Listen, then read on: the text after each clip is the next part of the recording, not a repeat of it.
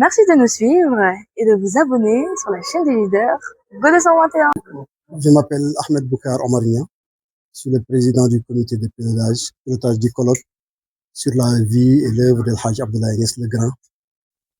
Nous rendons grâce à Allah, subhanahu wa ta'ala. Nous sommes arrivés au terme d'un long processus qui a porté sur plusieurs mois, tournant autour de la préparation du colloque sur la vie et l'œuvre de Hajj Abdoulaye Niass. D'emblée, nous avions choisi un thème central qui est au confluent de la loi et de la voie, la vie et l'œuvre de Hajj Abdoulaye Niass le Grand. C'était un homme qui était très respectueux de la loi religieuse, de la charia, mais aussi un fin connaisseur de la tariqa. Et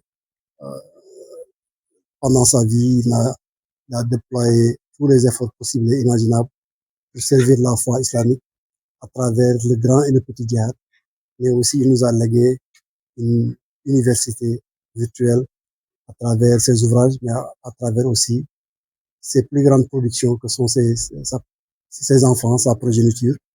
Nous pouvons en citer Cheikh Mam Khalifa, qui est le fils aîné, Cheikh Babakar, Cheikh Omar, jusqu'à Cheikh Ibrahim Niass, qui est son 9e enfant et qui est connu à travers le monde par son sacerdoce, par son prosélytisme au service de l'islam, au service de la nation africaine, de la nation sénégalaise et de la Oumma tout entière.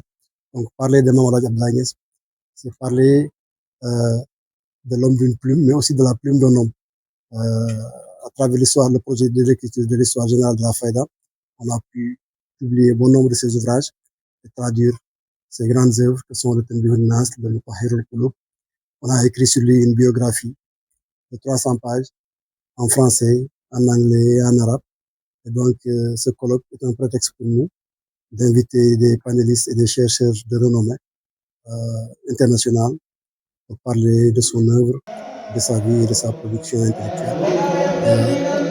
Cette cérémonie officielle sera clôturée par une leçon inaugurale qui sera dispensée par un petit-fils de Hadj Abdoulaye Niass, Cheikh Ousmane Kane, le professeur titulaire de la chaire des études africaines et des études américaines aux États-Unis à l'université Harvard, qui est un professeur émérite, qui va nous parler de l'érudition religieuse et de l'histoire intellectuelle en Afrique noire, en prenant comme boussole la vie et l'œuvre de Hadj Abdoulaye Niass le Grand.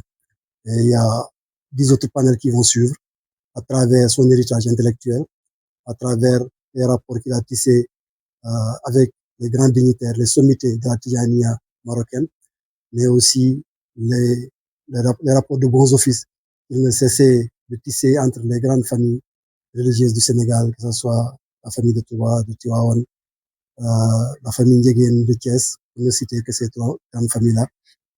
Il y a aussi d'autres thèmes, comme le thème qui porte sur la datation et la classification des écrits de Hadj Abdoulaye Niass, qui sera lu par un grand chercheur sénégalais, un grand éditeur qui vit en Égypte, et plein d'autres thèmes qui seront traités aujourd'hui et demain autour de l'œuvre de ce grand patriarche de l'islam et de la Tijaniya.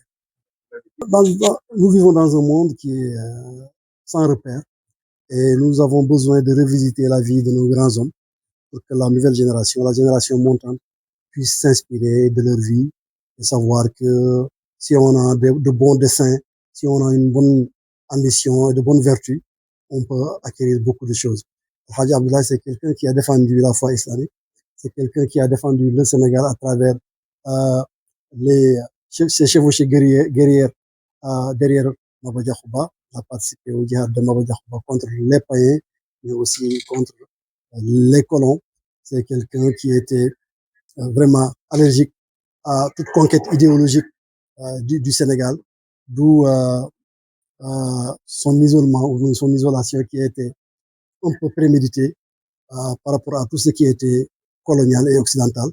Son but, c'était de forger une nation saine et sereine qui puisse porter haut le flambeau du prosélytisme islamique et de l'africanité tout court. Inspiré sur la vie de Hadj Abdoulaye Niass, c'est quelqu'un qui avait de bons rapports avec les grands dignitaires de l'islam. C'était Hadj Malick Sy, c'était son alter ego, c'était son ami, son frère.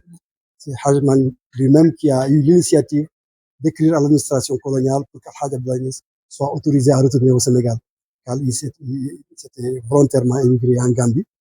Et c'est à travers ses rapports, à travers ses correspondances. Il a même payé un avocat miracle du nom de Carpo pour qu'il puisse jouer le rôle de médiation entre Haj Abdullah et l'administration coloniale.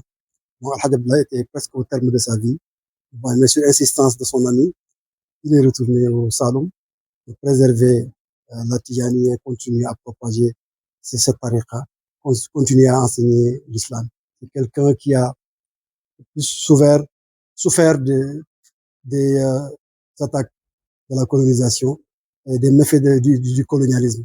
Sa mosquée a été incendiée malgré son rapprochement du Sénégal au soir de sa vie. Le colon le voyait toujours de mauvais œil. Il voyait en lui l'ancien combattant et le djihadiste, le militant islamique. Donc il y avait de bons rapports avec Tivaouane, de bons rapports avec Touba. On a des correspondances qu'il a échangées avec Cheikh Ahmed Bamba. On connaît bien sûr les rapports qu'il liés à la famille Ndiéguène de Thiès. En revenant de Fès, il est passé par Dakar et par Thiès. Il est resté quelques jours là-bas avant d'aller à Thiamène Kadior, avant de terminer son périple à Tivaouane chez Cheikh Al-Hajj Malik. Donc, pour mieux huiler les rapports qui lient les familles religieuses, je pense que le meilleur exemple ne saurait être qu'Al-Hajj Abdoulaye Niasse.